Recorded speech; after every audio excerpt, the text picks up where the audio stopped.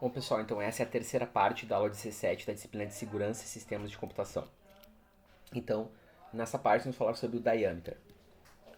Então, o radius ele tem sido utilizado, né, desde muito tempo, né? Então, na sequência dessa aula nós falamos primeiro do Takacs, que foi talvez o mecanismo mais antigo nesse sentido, depois o radius. Mas o que aconteceu é que o radius tinha algumas questões que eu comentei na última parte da aula. Por exemplo, especialmente em relação à utilização de roaming, ou seja, quando um usuário não está na sua área original de registro, e também em relação à qualidade de serviço. Então, em 98, ainda nos anos 90, o IESG, que é um dos órgãos que compõem o IETF, então ele decide fechar o grupo de trabalho do Radius e abrir, então, um novo grupo de trabalho específico para uma nova versão, então, de um serviço AA. E daí, então, em 98 é proposto, então, um novo, o BOF é a forma como o IETF, então, cria novos grupos de trabalho, e esse grupo é chamado de AA Working Group. Bom, então, quando esse grupo produz, né, um dos primeiros pontos para a construção é a ideia da possibilidade, ou melhor dizendo assim, que ele suporte, então, usuários em roaming e especialmente em relação à qualidade de serviço. O nome Diameter, diferente de Radius e Takacs, que são siglas, né, Diameter é só uma piada com o nome Radius, né, então, em vez de raio, o diâmetro.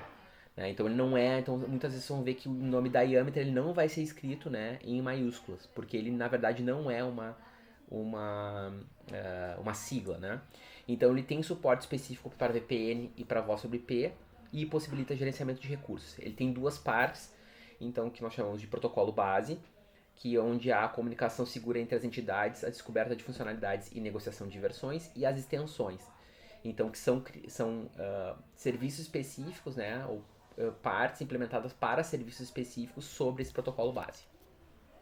Então, aqui, notem que nós temos agora uma proposição da forma interna, da arquitetura interna de alguém que está rodando uma aplicação Diameter. Então, aqui nós temos um determinado cliente, ele vai ter então alguns módulos, né? Por exemplo, gerenciamento de sessão, gerenciamento de roteamento, gerenciamento de conexão, e para conversar lá com um determinado servidor.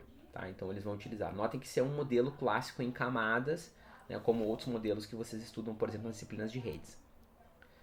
Então nós temos aqui, por exemplo, alguns servidores e clientes distribuídos. Notem que os servidores, essa também é uma diferença, eles possuem a capacidade de operar de forma federada, ou seja, conversando em comunicações peer-to-peer, né, par a par. E também nós temos as comunicações habituais cliente-servidor dos clientes com os servidores. Bom, então quais são uma outra diferença? É que existem vários tipos de nós em uma rede diâmetra. Então nós temos os nós clientes e servidores, que é quem demandam e respondem os originadores ou os usuários, né? E é onde a aplicação Diameter geralmente reside. Nós temos agentes Diameter que vão então requisitar e responder encaminhamentos de rede e vão adicionar informação de roteamento à mensagem. Essa informação de roteamento aqui, pessoal, é roteamento na camada de aplicação, tá? Não confundir com roteamento mesmo na camada de rede. Nós temos agentes relay, então, que provém encaminhamento básico, né, e não inspecionam o conteúdo das mensagens além daqueles campos que permitem, de fato, o roteamento na camada de aplicação. Também temos agentes proxy, que vão inspecionar e potencialmente modificar o conteúdo de requisições das respostas. Então, esses agentes eles são bastante úteis em cenários que têm, por exemplo, uma aplicação de uma política específica que deve ser executada em alguns tipos de requisições. Né? Ou quando eu estou fazendo provisionamento da rede, coisas desse tipo. Esses agentes eles podem manter o estado da sessão. Um exemplo que é bastante discutido na literatura desses agentes são agentes de tradução. Então, por exemplo, é possível ter um agente que faça tradução de requisições radials para diameter e vice-versa. Também temos agentes de redirecionamento, que eles não encaminham mensagens, mas eles notificam, né, o hop anterior e o próximo a ser usado. Bom, então nessa descrição, que é bastante simples, só para vocês entenderem possíveis fluxos de comunicação em um sistema Diameter, nós temos aqui o cliente, o proxy, o relay, o agente de redirecionamento e o servidor. Então, se eu tenho uma conexão dita normal, nós vamos ter esse caminho entre cliente, um relay e o servidor. Então, seria esse 1.4, né, para requisição e 5.6 para resposta. Agora eu posso ter uma requisição que seja reencaminhada a partir aqui do relay. E daí ela vai passar primeiro pelo relay, passa pelo agente de redirecionamento, há uma notificação de redirecionamento, essa requisição chega no servidor e depois volta a resposta. Então tendo o 1, 2, 3, 4, 5 e 6 aqui, que é a utilização de agentes de redirecionamento.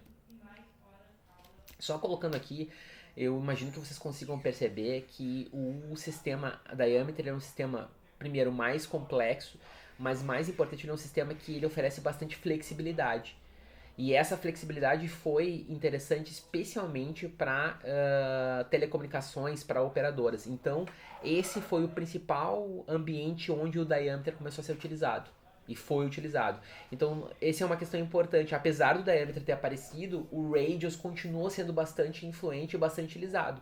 Porque para os usuários mais básicos, ou que tinham cenários mais tradicionais, não havia necessidade de todas as funcionalidades adicionais que foram adicionadas é ótimo, né? Mas as funcionalidades que foram adicionadas no Diameter não justificavam a maior complexidade para essas aplicações mais simples.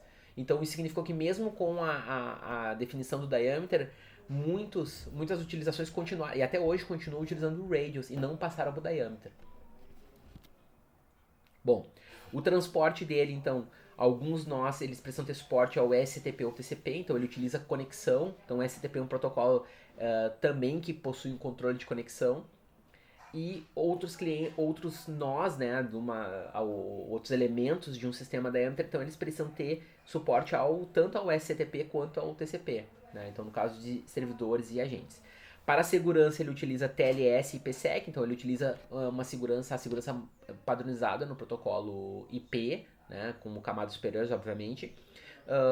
Ele possui então um processo de seleção para a utilização, então ele vai primeiro tentar lá a utilização do IPsec e depois ele vai fazendo em ordem de execução outras possibilidades. Ele vai priorizando alguns tipos de conexão, né, de transporte e depois vai indo para outros.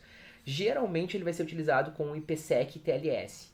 Então você usa IPsec TLS com o TCP. Então dá para pensar que ele tem uma pilha que é IP, IPsec, o TLS, né, e o IP, e o TCP sendo utilizados em conjunto para fornecer segurança de transporte. Bom, então como eu comentei anteriormente, ele tem várias. Quando ele foi desenvolvido, se apresentavam várias melhorias em relação ao Radius. Por exemplo, transporte seguro, confiável, ele tem failover. Se eu tenho um problema com um servidor, ele pode repassar a conexão para um outro servidor, né, implementado diretamente no protocolo. Suporte a agentes mensais iniciados pelo servidor. Ele pode fazer negociação de capacidades, que é bastante importante, e descoberta de serviços de configuração de pares. O que aconteceu é que algumas dessas funcionalidades eram interessantes, mas muitos viam que não justificavam uma complexidade tão maior como o Diameter tinha. Então se criou um novo grupo no ETF chamado RedExt, que era para prover então extensões ao Radius. E algumas dessas novas funcionalidades que tinham sido implementadas no Diameter então também foram implementadas no Radius, o que fez com que o protocolo tivesse uma sobrevida e continuasse sendo utilizado. Bom, falando em termos de interoperabilidade, eles têm alguma compatibilidade, né? Isso pode ser feito, por exemplo, com o uso de agentes de tradução. E tem questões, por exemplo, em relação ao tamanho de mensagens, né? O mapeamento dessas extensões. Então é possível operar, mas não é muito comum. A não ser que houve uma necessidade, né? Essa interoperabilidade entre Radius e Diameter, a não ser que tenha uma necessidade muito específica. Mas normalmente, se eu tenho ambientes que são resolvíveis com o Radius, eu uso o Radius. E se eu preciso de adicionar de funcionalidades adicionais, o que geralmente são em casos mais complexos, eu utilizo o Diameter.